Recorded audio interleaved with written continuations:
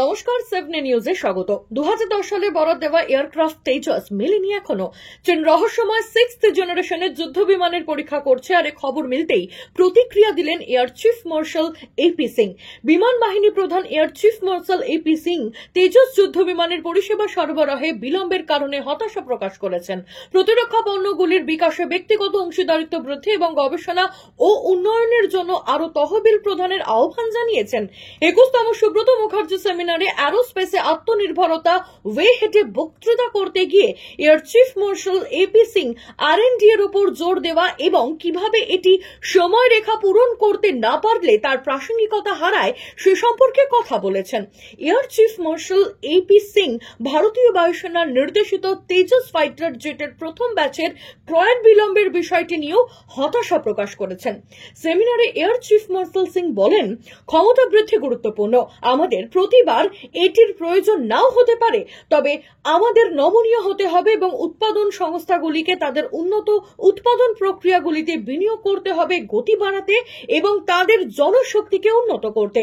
তেজস, আমরা এটিকে 2016 সালে অন্তর্ভুক্ত করা শুরু করেছি। আমাদের 1984 সালে ফিরে যাওয়া উচিত, যখন প্রকল্পটি কল্পনা করা হয়েছিল। বিমানটি 17 বছর পরে 2001 সালে উড়েছিল। তারপর 16 বছর পর 2016 সালে অন্তর্ভুক্তি শুরু হয়েছিল। আজ আমরা 2025-এ দাঁড়িয়ে এবং ভারতীয় বিমান বাহিনীর প্রথম 40টি বিমানই নেই। আমি খুব নিশ্চিত যে আমাদের প্রতিযোগিতায় থাকা দরকার।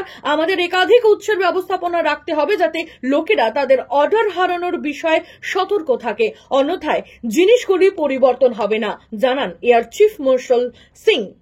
লাইট কম্ব্যাক্ট এয়ারক্রাফট বা এলসিএ প্রোগ্রামটি 1980-র দশকের শেষের দিকে মিগ-21 এবং SU-7 বহর প্রতিস্থাপনের জন্য কল্পনা করা হয়েছিল।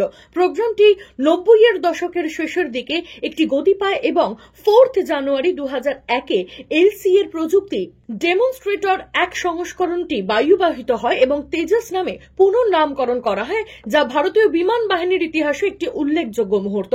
সেকেন্ড সিরিজ প্রোডাকশন বা SP2 তেজস এয়ারক্রাফট 2016 সালে প্রাথমিক অপারেশনাল ক্লিয়ারেন্স দেওয়া হয়েছিল। তেজস MK1 সংস্করণটিকে এয়ার ফোর্সের 45 স্কোয়াড্রনে অন্তর্ভুক্ত করা হয়েছিল, দ্য ফ্লাইং ডগার্স। পরে আরেকটি Tejas squadron 18 number squadron the flying bullets MK1 ভ্যারিয়েন্টের কাজ শুরু করে। তেজস যুদ্ধ বিমানটি বেঙ্গালুরু সদর দপ্তর হিন্দুস্তান অ্যারোনটিক্স লিমিটেড দ্বারা নির্মিত। Air chief marshal AP Singh প্রতিরক্ষা উৎপাদনের গুরুত্বের ওপর জোর দিয়েছিলেন এবং বলেছিলেন, সময় রেখা পূরণ করতে না পারলে আর&ডি এর প্রাসঙ্গিকতা হারায়। সময় একটি অত্যন্ত গুরুত্বপূর্ণ জিনিস। আমাদের গবেষকদের আরো বেশি সুযোগ দিতে হবে। ব্যর্থতা থাকবেই, ব্যর্থতাকে ভয় পেলে চলবে না। আমরা ব্যর্থতাকে ভয় পেয়ে অনেক সময় নষ্ট করেছি। প্রতিরক্ষা এমন একটি দপ্তর যেখানে সময় খুব গুরুত্বপূর্ণ।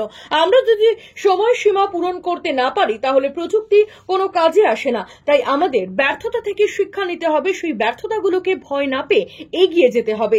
আর&ডি তহবিল খুবই সংক্ষিপ্ত, আমরা মাত্র 5% এবং এটি হওয়া উচিত প্রতিরক্ষা বাজেটের 15%। আমাদের নিশ্চিত করতে হবে যে এই তহবিল বৃদ্ধি করা হয়েছিল এবং সেগুলি প্রাইভেট প্লেয়ারদের কাছেও উপলব্ধ রয়েছে।